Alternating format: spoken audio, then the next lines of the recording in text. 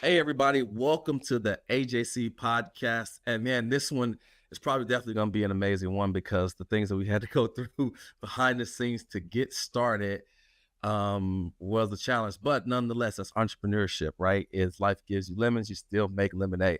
And we have none other than Julianne Crafton on, and she is absolutely amazing, doing some amazing things. So, welcome to the AJC podcast. Thank you so much. I'm so pleased to be here, super thankful. And yeah, what is it? Disruption always follows intention, I think is how it goes. So Disruption always follows intention. Yes, I love that quote. Shout out to Myron Golden for sure. Yes. Awesome. Well, let's dive right in. Take me back. When did you realize that you didn't want to go the traditional path and that you wanted to take the entrepreneur route? How did we get here? Well, both of my parents were entrepreneurs. My father was a builder, and when the real estate crashed back in the 80s, they both enjoyed cooking. So they thought, great, let's open up a restaurant. And they made a success of both. And so they were really good mentors for me growing up. And I love the business aspect of it. And it was always exciting, and they always allowed me to be involved in the business piece of it. I had to work my way up, from doing dishing, bussing tables and all that kind of stuff.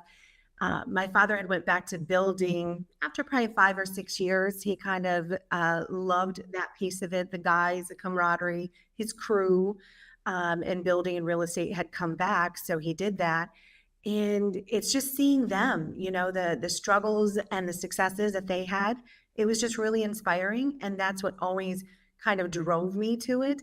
Even though I have worked for corporations, I've ran other people's companies before.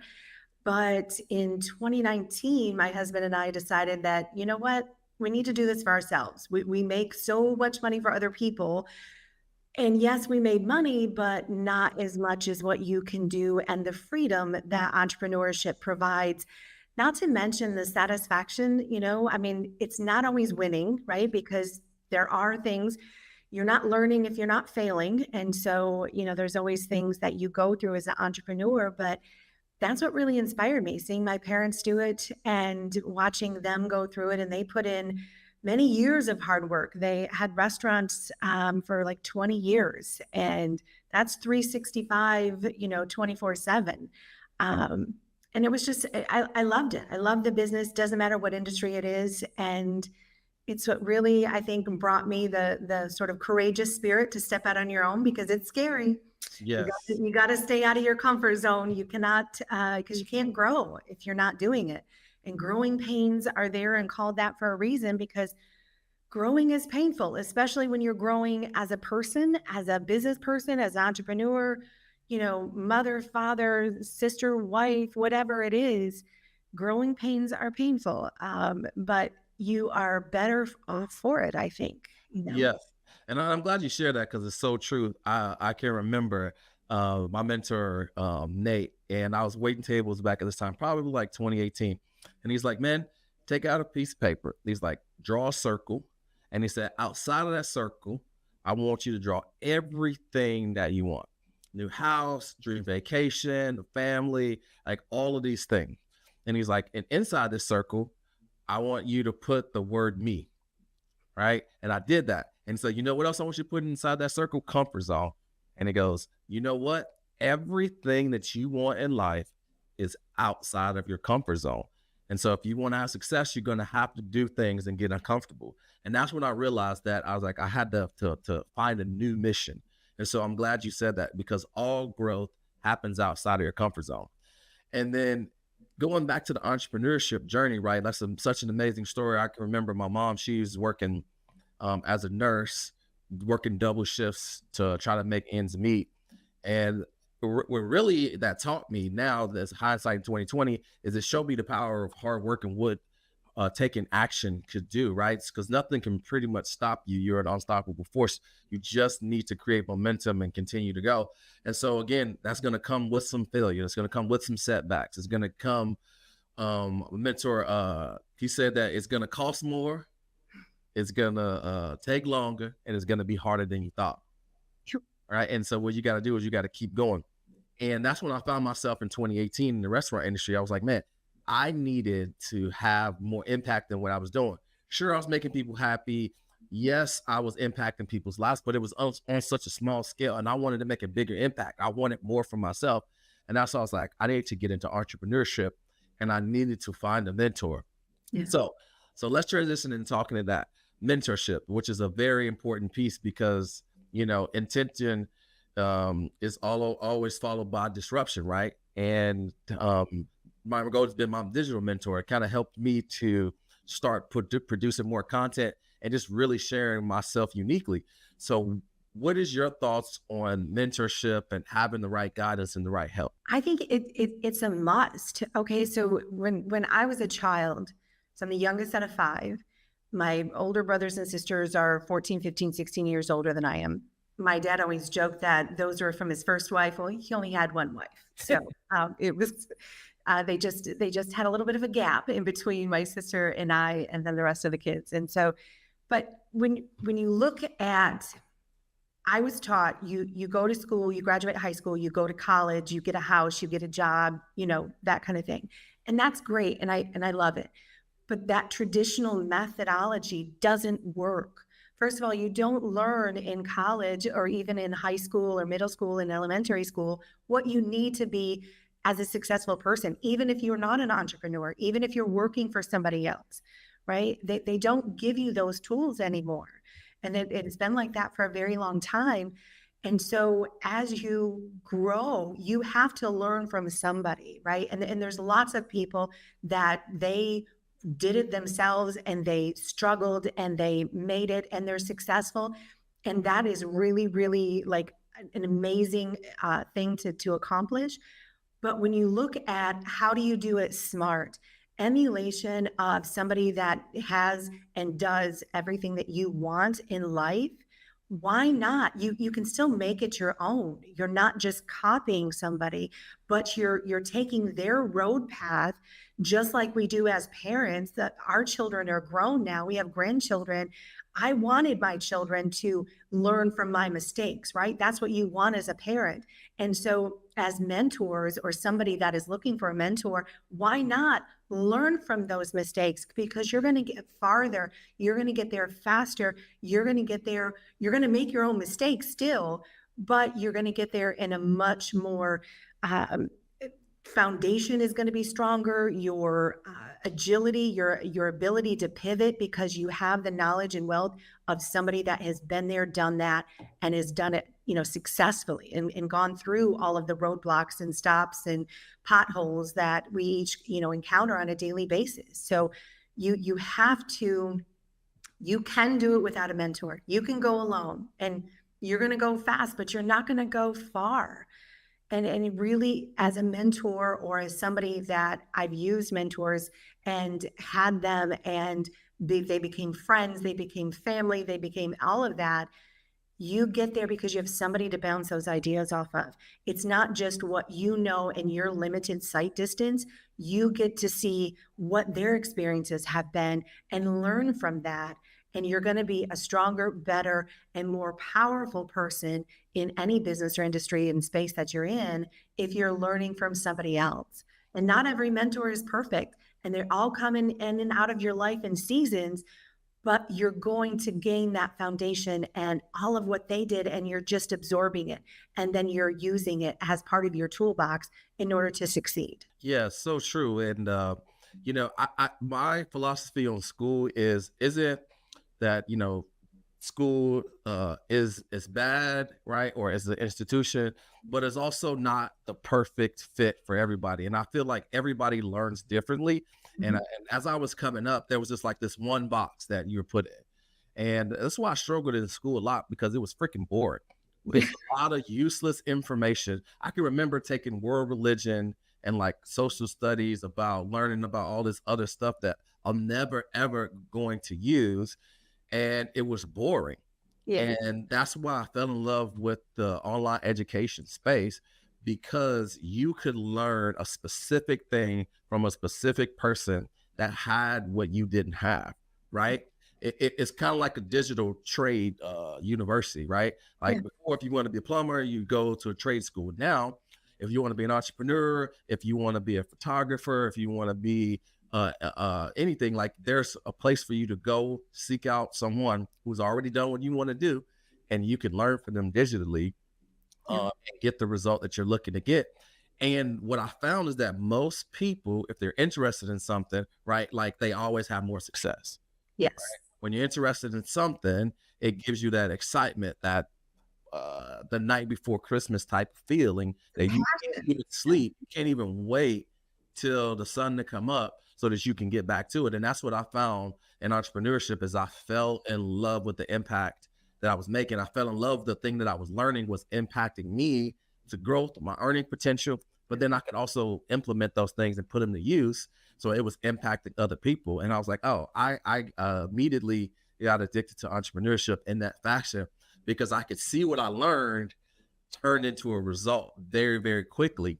And the last piece to that is nowadays, you know, education just being one way. We're still teaching things from 100 years ago when it was put in place. But more importantly, if you spend 4 years doing something nowadays with AI, in 4 years, unless it's in a medical profession, which the human body probably won't change, the thing that you learned in 4 years may not even be obsolete, or the thing that you were learning to do may be being used by AI at some point. And so I feel like there's just has to be some gray area in regards to just one way to learn. It has to be multiple ways to get there. And I just remember one of my teachers just scarred me for sure, which was if you didn't show the work the way that they did it and you got the answer, you got the problem wrong. Yes. I, Even if you had the right answer. Yeah. even if you had the right answer, if you didn't do the work the way they said it, it was wrong. And there's so many different ways to get to the same answer and the end result, right? So why is your way the best? And I think people like you and I who ask questions and, you know, instead, I want to see the big picture and then where do I want to go? And then I want to be able to choose the path that I want to get, you know, to get there, right? And it sounds like you were the same way with that. Yes, for sure. So let's talk about the impact.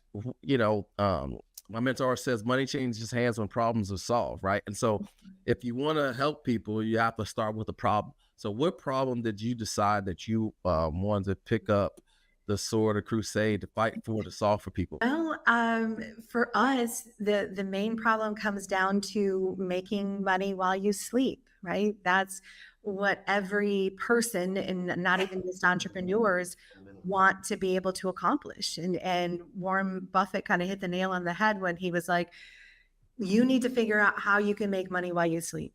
And especially in today's world with the cost of everything and inflation, and you used to be able to have a family and only one person working, you only needed one car, you only needed this, and now you can't do that. You know, our children and myself coming up, I had to work in the home, and I wasn't able to just stay home and raise my children, and I miss those years, and I feel bad about it. I can't go back and change it, but I can help our children and our clients change it for them, right? So we didn't reinvent the wheel. We just simply made um, ways and very old ways of buying and selling products available for people in a normal life to be able to have an e-commerce arm to whatever store, or maybe they don't even have a store.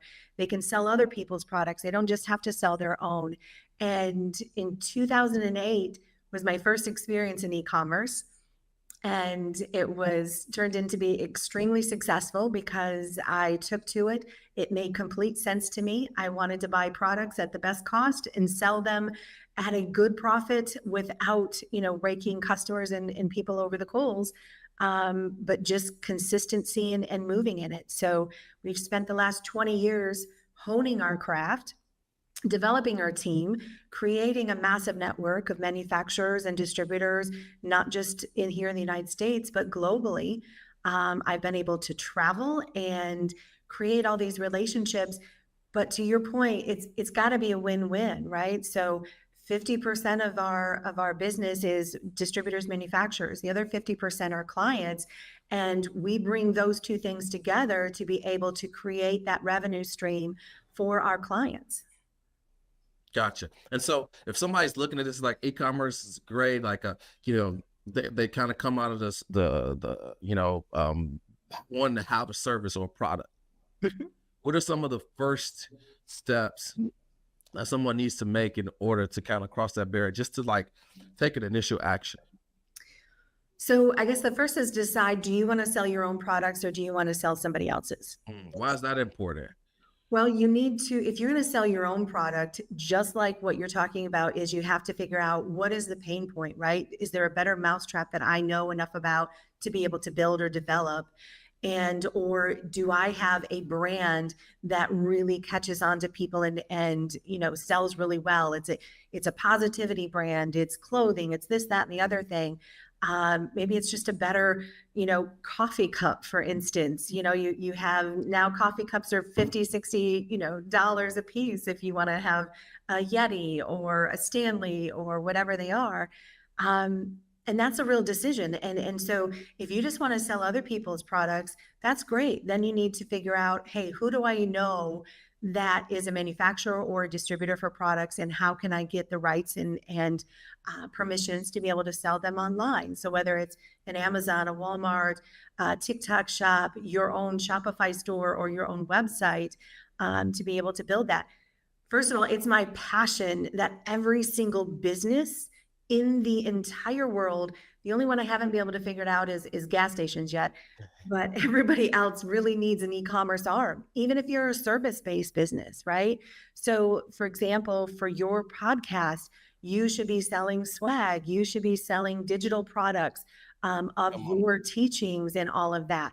But that is an e-commerce arm that people just don't really think about, but it adds an additional revenue stream without creating a huge amount of overhead for you, right? Yes. So, and you create it once and then you sell it on an evergreen platform for the forever and ever, right? Everything that's digital lasts forever and ever as long as the internet lasts, and anybody around the world can access it as long as they have internet. And let me tell you, internet comes into places that you may not think is even there. Yes. So I've That's had so people. true.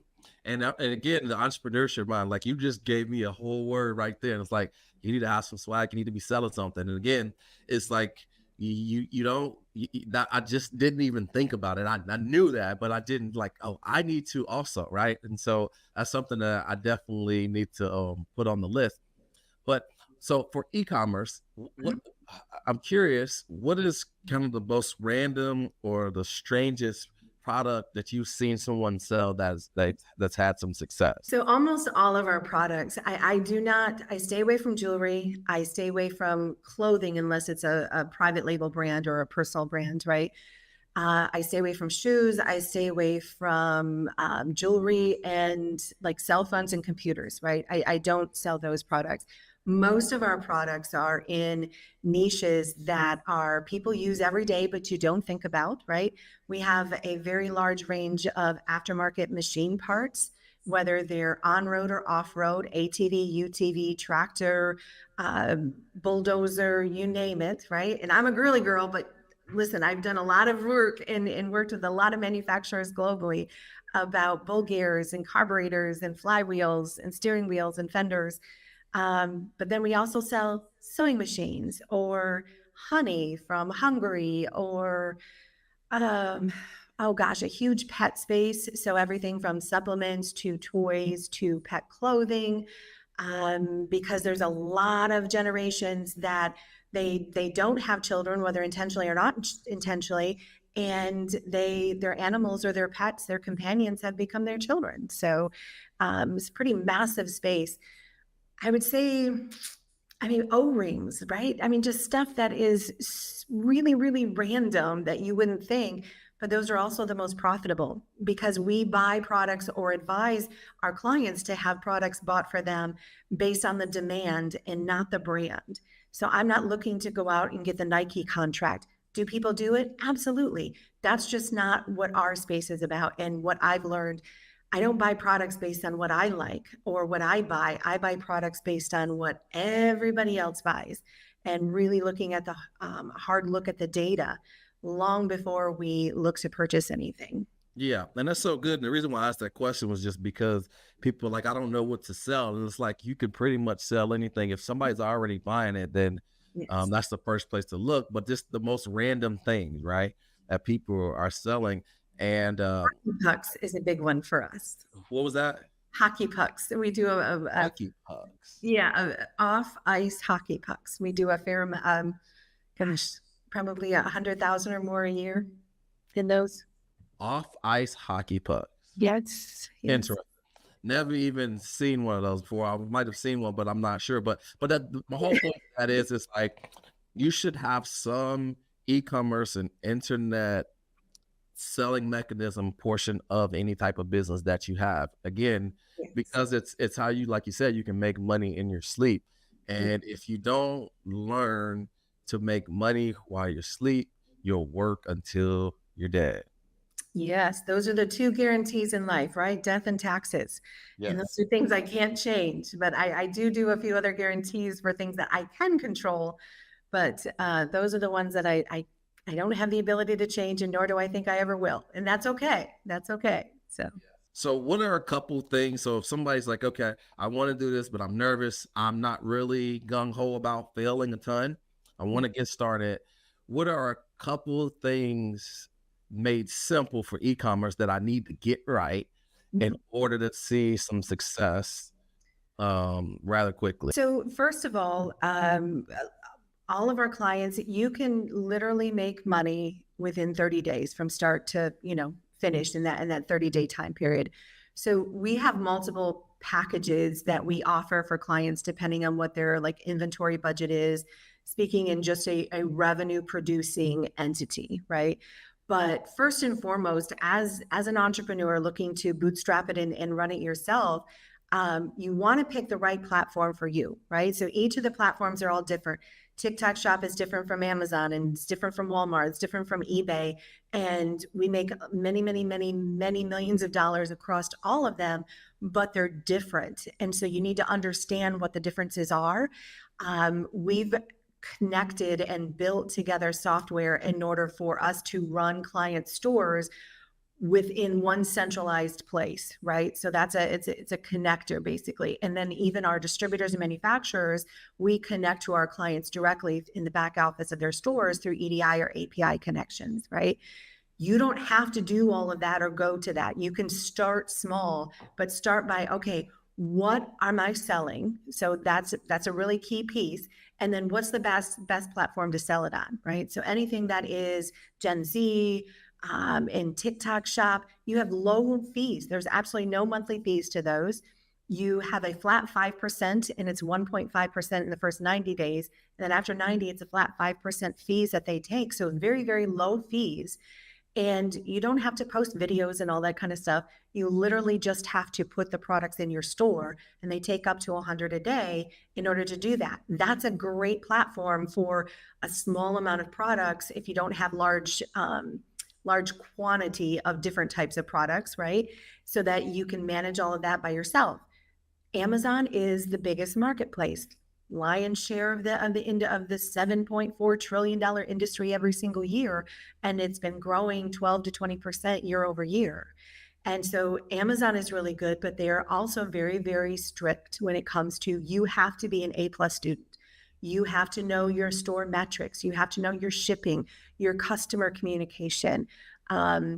Your products need to be validated and make sure that you have invoice chain of command all the way back to the manufacturer, or you have permissions, letters of authorization, in order to, you have to supply that to Amazon through the ungating process. But that's $39.99 a month. And after you sell $10,000, you have to have insurance on that, which isn't expensive, but you have to know all these things and pick out, okay, what is the best platform for me to launch and sell my products on? eBay is still in the top 3. Walmart is still really, really strong. But again, there's specifics about each one of those. You need to anticipate doing advertising if you're on Walmart. You need to anticipate doing eBay advertising if you're only on eBay. Amazon, you don't have to do advertising because organically you can play with the keywords and the SEO and the optimization of your listing and products, or jump on another listing that somebody else is already selling, provided you have the same product. and can verify that, that is already selling and the BSR is really low. So it can go very, very well for you. And TikTok Shop has one of the most unique algorithms out of all the platforms. And but so you can do really, really well as an individual. I know a 14-year-old before Mm, TikTok put some restrictions in place.